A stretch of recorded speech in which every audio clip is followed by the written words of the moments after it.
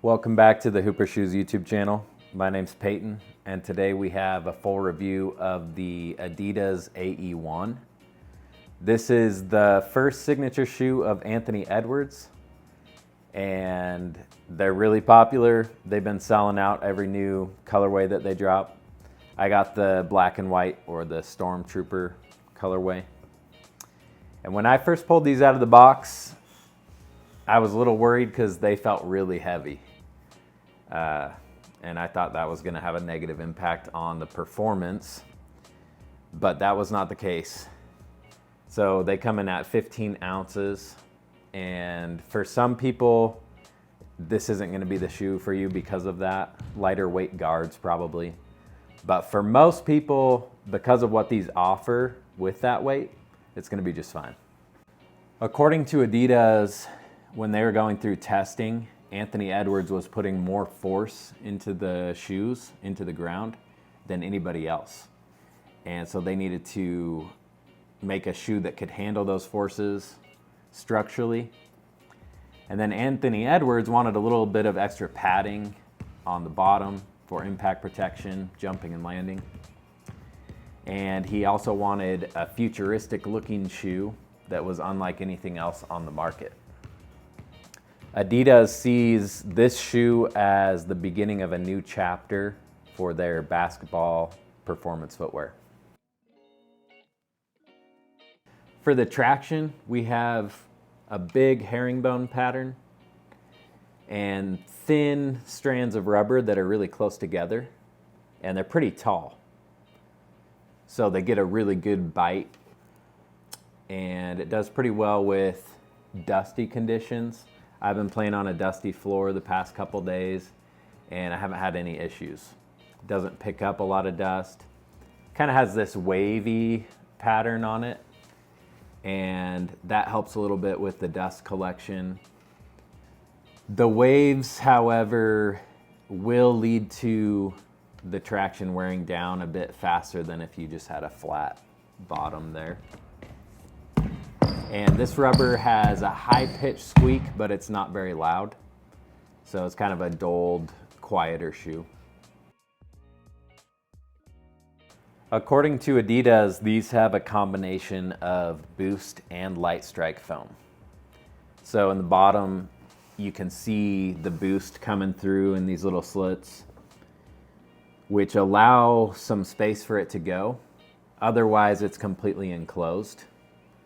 We have this kind of rubbery TPU material that comes all the way up on the side of the foot.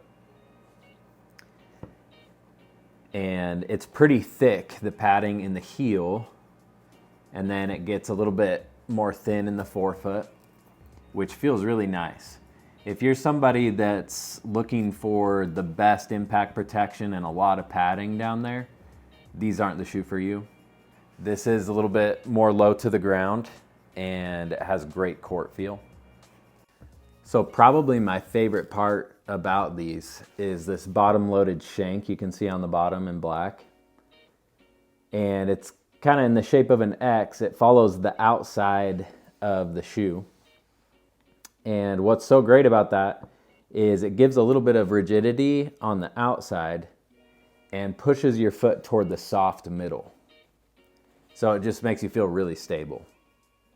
I've been playing a lot in the LeBron 20s lately, and it has a really soft, nice, squishy heel area, but it feels kind of unstable. And these, it just pushes you toward the center, and you feel great. There's also a top-loaded shank on these that starts in the midfoot and goes into the mid-forefoot. And it's really thin, so it's not super noticeable, but it gives a little bit more energy return in the front, makes it feel more responsive. So these shanks and this structure on this shoe is gonna feel really stiff for lighter weight players.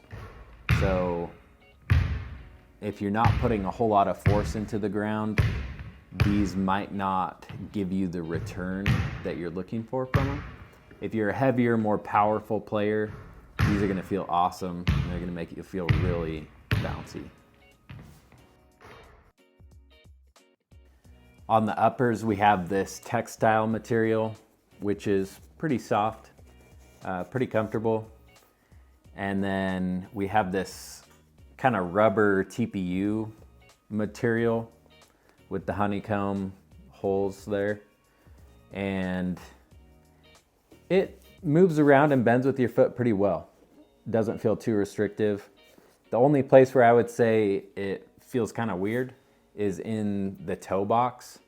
When you bend your foot, it kind of bends at a weird angle and pushes into your foot.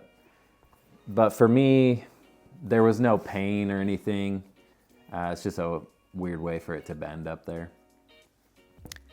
And then the main problem I had with these, which isn't a big one, is the lacing eyelets at the top kind of dug into my ankle on the inside of my ankle. So I just went down an eyelet and laced from there, and that helped a lot. But I can still kind of feel it on that top lacing. I don't think that's going to be a problem with most people. I think that's just the shape of my foot and ankle that kind of moves into that side and creates that pain. But it's something to note. These breathe surprisingly well. When I put the light in there, you can only really see these two vents in the midfoot on both sides. And so after I filmed that, I thought, oh, these aren't going to breathe well at all because they're really thick. But then after playing in them, my feet didn't heat up too bad. They felt really good. And so I think it's just the vents being right in the right spot. And then even though light doesn't really show through the rest of these honeycomb holes, I think air gets through pretty well. And then on the upper, where the eyelets are and stuff, there is some gaps to let air through. So it works. In the back, we have this heel counter, hard plastic. So there's one actually on the outside and there's also one on the inside. So it's a really structured heel. And it has a pretty extreme angle coming in above your heel,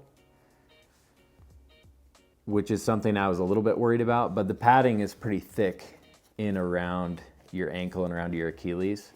So it felt good. And the lockdown is amazing.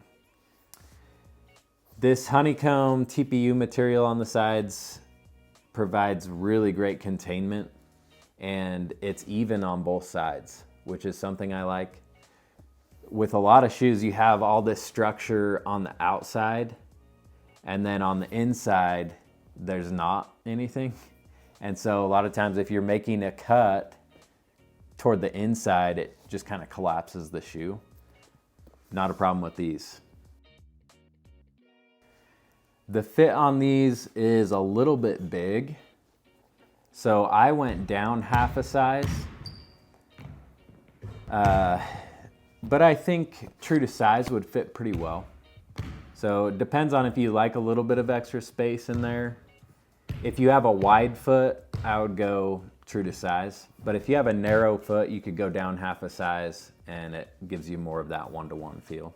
If you do go down half a size like me, it's a little bit difficult to get your foot in here, just with the way the tongue is connected in there. But for me, that's not a big deal. It's definitely not a quick, easy entry into the shoe. So overall, I did have a couple issues, like the eyelets digging into my ankle, and the laces that come with these untie really easy. So I switched to more of a flat lace that I had laying around. And I think it actually looks a lot better with the white laces too anyway.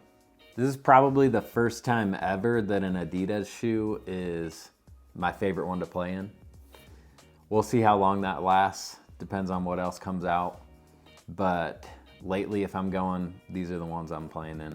The court feel, the traction, the containment, the stability, all of that is super elite on these.